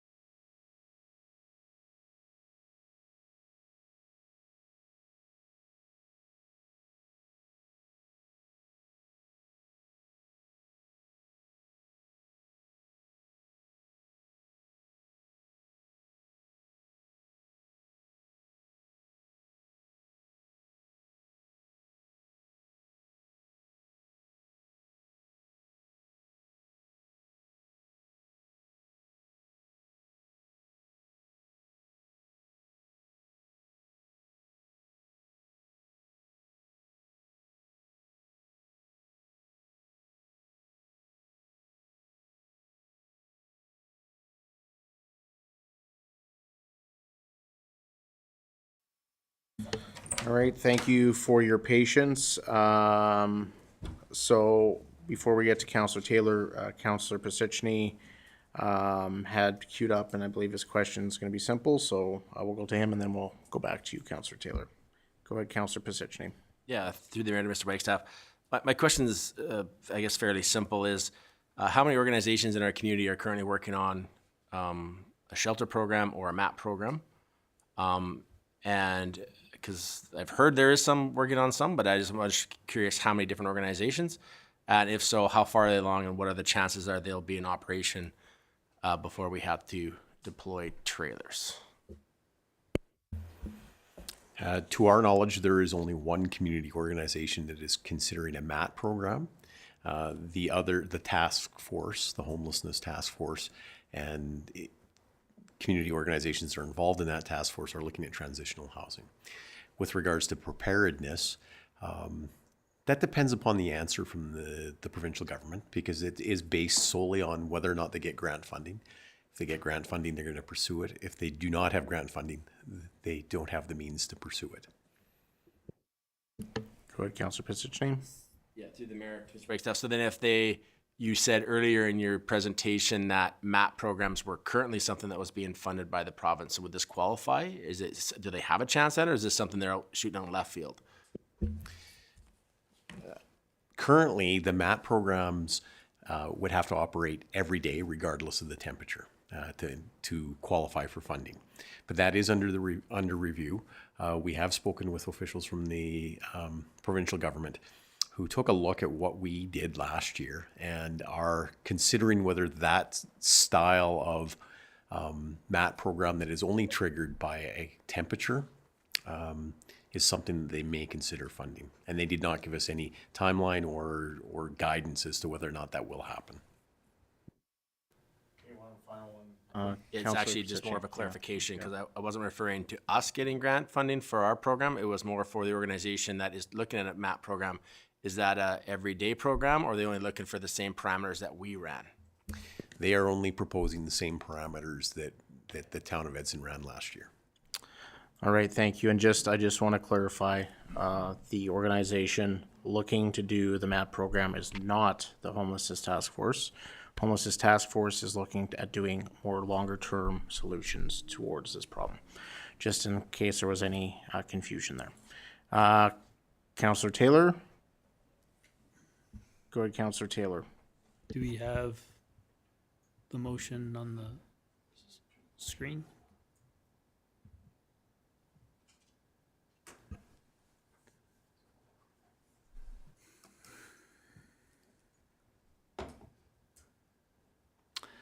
I move that council move into a closed session pursuant to sections 17 and 24 of the Freedom of Information and Protection of Privacy Act. All right, thank you for that motion, Councillor Taylor. Do you want to speak to that at all before I call the question? Go ahead, Councillor Taylor. No, I have nothing further. Okay, thank you. All right, with that, I will call the question. All those in favor? Those opposed? That motion is carried.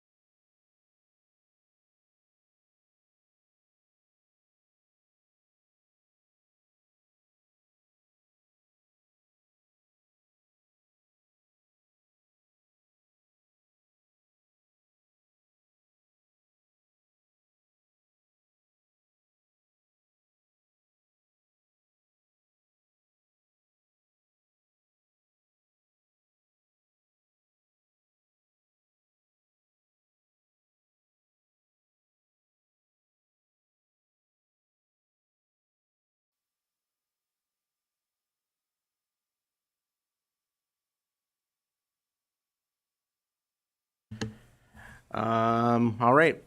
We will resume the meeting. So we are on the Extreme Cold Emergency Warming Center. Any further questions to Mr. Wagstaff's presentation? So, you know, I look at this situation. I know we've discussed this before at council. It's difficult. Where does it stop? Where does it end? These are citizens of our community that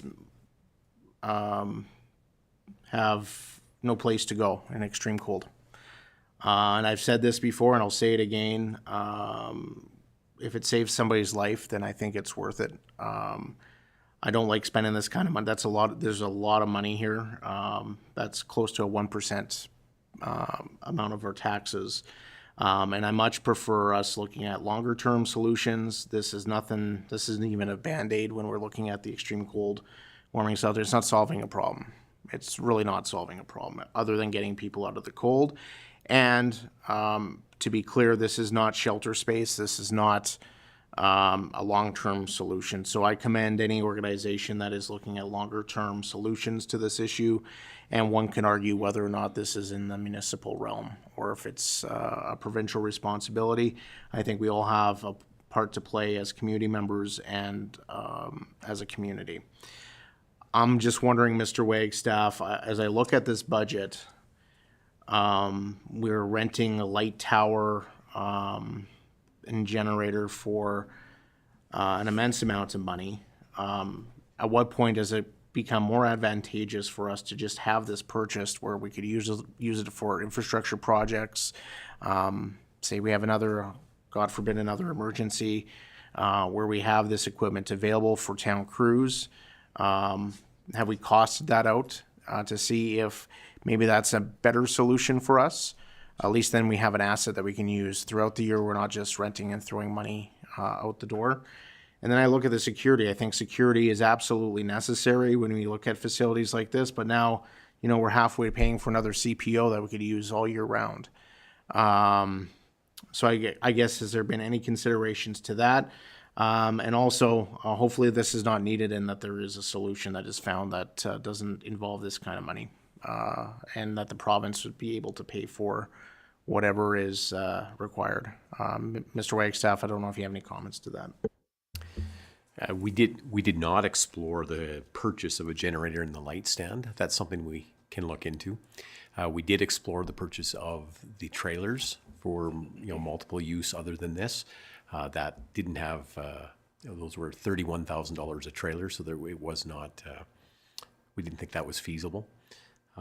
With regards to the security, those are two security measures, and that was one part of the direction we had from council previously was that that was paramount, that we didn't put our own staff in who aren't trained to deal with this type of thing on a daily basis, and that we were to seek security who had that type of training to deal with this demographic and this population. Go ahead, Cedar Beveridge. Thank you, Mr. Mayor. Just to supplement GM Wagstaff's information, I think part of the analysis of this as well is that this is a temporary and hoping not have to move forward with this. So that's part of why some of the permanency to some of the exploration on this was not fully explored. But as GM Wagstaff said, there was, when it came to those bigger ticket items, we did look at that. And of course, just echoing as far as the staffing went, that was a critical piece for us with regards to our staff and ensuring that they weren't having to interact with in the individuals if they didn't have the training, etc. All right. Thank you. Any other further questions, comments before I call for a motion? Seeing none, can I get a motion, please? The first motion, the council approved $43,327 additional funding in the 2024 operating budget for an extreme cold emergency warming center on the condition no other viable program is operable, funded from the Connected Community Reserve with a transfer of $32,727 from the Revenue Sharing Reserve. Councillor Taylor? I so move. And would you like to speak to that motion at all? Yeah, I'll just quickly, thank you, Mr. Mayor. I'll just quickly say this. First and foremost, the Homelessness Task Force does support the warming center. They don't see it as a long-term solution. They do see it as part of a solution of just essentially, and I've said this before, I'll say it again, to keep people alive. And that's what it did over this past year. I think it's best to do this now and be proactive about it. I know last year we were doing it in November, December-ish, and luckily we had a very mild start to our winter. We don't want to see that here. Obviously, in a perfect world, there'd be a third-party organization that could perhaps take this on. But we must always be prepared in case a third party is not ready or unwilling or for whatever reason ceases to exist or for whatever reason can't provide this service. We need to.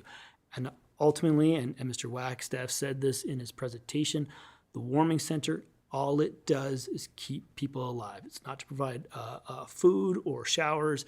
All it does is to keep people alive in extreme temperatures.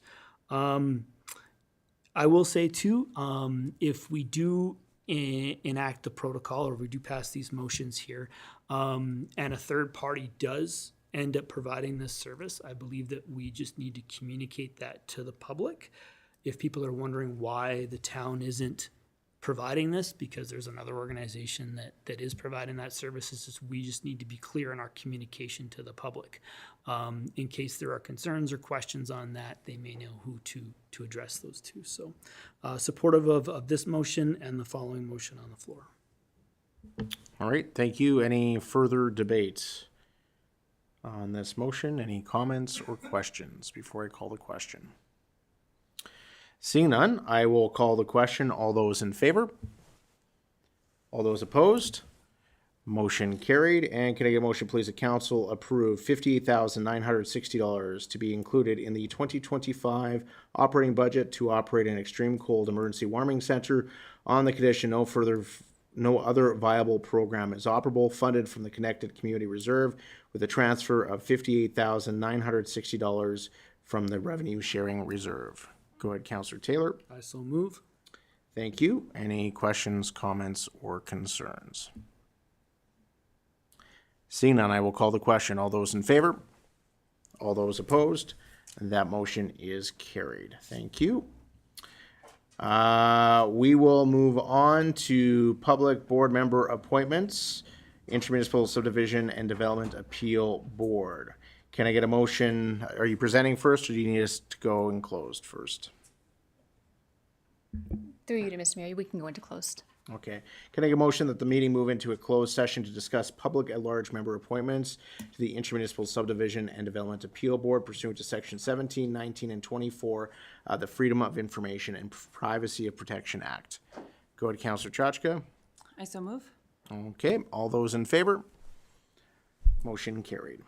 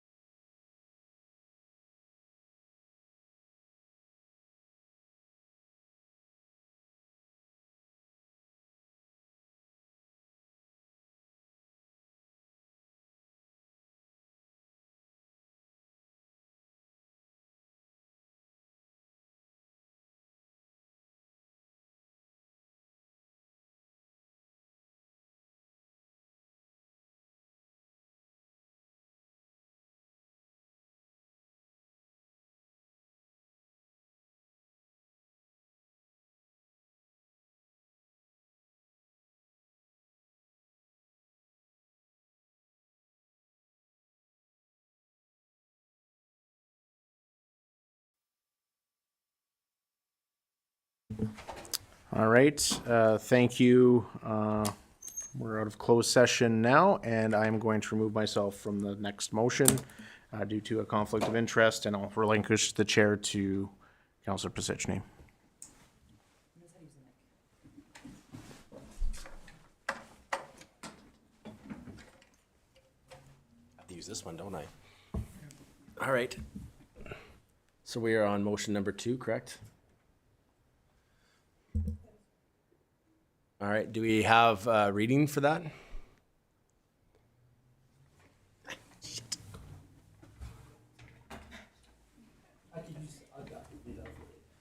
All right. If I get someone move that council appoint the following intermunicipal subdivision development appeal board members, the terms commencing immediately and expiring on August 2027. Those members being Maria Carter, Deborah Burgess, Lisa Resick, Barb Lyons, and Patricia Golick. Councillor Taylor?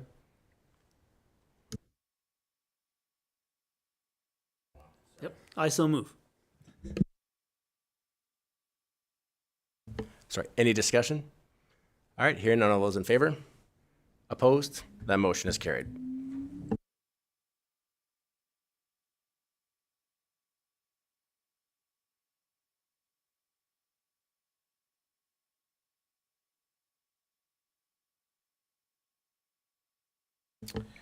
All right, thank you. We are going to move on to council committee reports, and we are going back to July 17th, and today we will start with Councillor Chachka. Thank you. Okay, so I've got a couple. July 25th, I attended a Community Futures West Yellowhead Emergency Board of Directors meeting to discuss the Jasper Lorne portfolio following the wildfire in their community. And same date, another Community Futures West Yellowhead Emergency Board of Directors meeting to pause all Jasper loan payments until October 31st, 2024, and until further notice. July 29th, I attended the Kendallin Kitchen grand opening. August 13th, we had a YCE multiplex meeting update.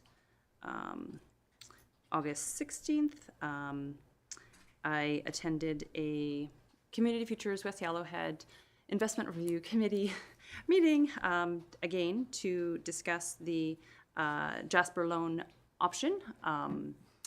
We have been working with Prairie Canada's, which is the next kind of governing body with Community Futures, to establish a loan program that will be unique for Jasper following their emergency and the destruction of many of their businesses and residents.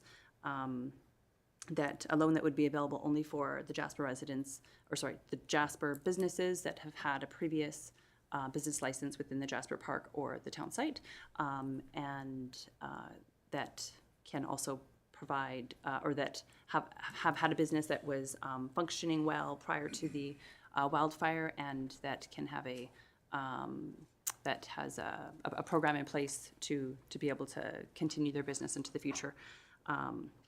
So we discussed that, and then with Prairie Cans involved as well, because it does go outside of some of their policies, and they have agreed to make some amendments to help the Jasper businesses following an emergency. And then also that same day, on August 16th, we had a West Yellowhead Community Futures Emergency Board of Directors meeting to approve the loan that I just mentioned, and Prairie Canada's also approved that, so hopefully in the next couple of days they will be able to pursue that to the business clients in the Jasper community. And on August 9th, I'm going backwards here, I attended the soft opening of Booster Juice, and then on August 17th, I attended the grand opening of the R&A tools during the car show. That's my report. Thank you, Councillor Bevan. August 16th, attended the West Yellowhead Community Futures thing, just like Councillor Byer did here. And do we present on our openings? No.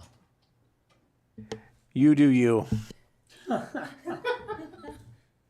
Got my oil changed. Yeah, all right. That's it? Yeah, and openings to me is not... It's not a committee. All right. Counselor Taylor. I do have to go one date back to July 16th where I did attend a library board special meeting. And if you haven't heard, the library's open. Why, yeah, look at Mr. Kitlitz. He just looks young and refreshed. Oh, that's right off his plate. He looks great. But the library looks great too. If you haven't been in there, please go in and have a look. A lot of work has gone into this project. So we've had a soft opening. The building is open. You go get to see it. The staff are working through organizing things, getting programming kickstarted, and that sort of thing. And that's going to be happening over the next weeks and months as they come into the new building. Sponsorships are still coming in. They had raised, I think, just over $155,000. We even had a check presentation today from TC Energy for $7,500 to pay for the computers that are already in there. So that's fantastic. And of course, we have the Mayor's Golf Tournament on Friday, which is, I know lots of people are going to be attending that, and we have our avid golfers in the room. I know they're excited to be there, and the proceeds for that will go to the library. I know they're excited for that. We have a new library manager that will be starting on Monday, name to be confirmed tomorrow once we make it a sort of official at our board meeting tomorrow night. So that's exciting. So we have a new library, a new manager. Things are looking up in the library world. Obviously, you may see people in there just putting finishing touches over on the building, but it is safe to be in, and they're going to start boosting the collection soon. So positive things ahead for the library. So it's great to see that. And a sort of a grand opening will be scheduled in the fall, to be determined once we have all the individuals lined up. That's Council, Yellowhead County Council, the MLA, the library board, and of course, members of PATO, who of course are sponsoring the building. So on August 8th, I attended a homelessness task force meeting, and we're in the process of trying to hire a executive director. Hopefully we'll have more news on that in the coming weeks. And I did attend the openings that Councillor Chachka had attended, and that is my report. Councillor Pisichny. Councillor Eltrezzi and Councillor Pisichny. Oh, there we go. Oh, there we go. August 13th, YCE committee meeting. Thank you. For myself, July 30th, had a meeting with the regional mayors and MLA Edson discussing the Jasper wildfire and some of the needs there. On August 5th, Premier Smith was here with MLA Long, toured her through the community. She wanted to see the flood damage, was able to see some of her infrastructure projects, talked to her about Wass Creek, and thanked her for the provincial help on that, getting that project moving along, and discussed the needs for further funding from the province when it comes to these types of projects. She was impressed to see the work that was going on around town. And so, yeah, it was a really good conversation, and appreciate her taking the time to tour and see what had happened in Edson. August 8th, had a meeting with the Alberta Chamber of Commerce on Zoom. They are building tools to help businesses dealing with emergencies. So they wanted to show me that tool and get some feedback on that. And I've directed them to have a conversation with Ms. Robbins at Community Futures West Yellowhead when she's not dealing with an emergency herself, because I think there's a lot of valuable input that she would have that could help. August 13th, the YCE meeting, and then on the 14th, Regional Waste Management meeting, where the authority agreed unanimously to accept the waste from Jasper. We have had an amended license from Alberta Environment to accept that waste, and there is going to be a lot of waste being hauled into the regional landfill. Luckily, we have a new cell that will be able to deal with that. It will shorten that cell by about 3 years. But we will be generating revenue to help pay for whatever future upgrades we need to do there. So, everybody just has their thoughts with everybody in Jasper at this time. That is my report. Can we, is anybody presenting on the quarterly report, or we just accept it for information? Can I get a motion, please, that council accept the August 20th, 2024 information items as set out in attachment 1 to 3 for information? Go ahead, Councillor Chachka. I so move. All right, any questions, comments, or concerns? I just want to make a comment. The latest crime severity index stats have come out. I went to Stats Canada. I believe it goes back to 1990, and the CSI for last year for the town of Edson has been the lowest it's been in its history data. So this notion that the crime is the worst it's ever been in the town of Edson is false. We have had ebbs and flows, obviously. So I give hats off to the community for their work on this, as well as our CMP members. With that, I will call the question. All those in favor? That motion is carried. We have no notice of motion. Can I get a motion, please, that the meeting move into closed session pursuant to Section 17, the Freedom of Information and Protection of Privacy Act? Councillor Taylor. I so move. All those in favor? That motion is carried.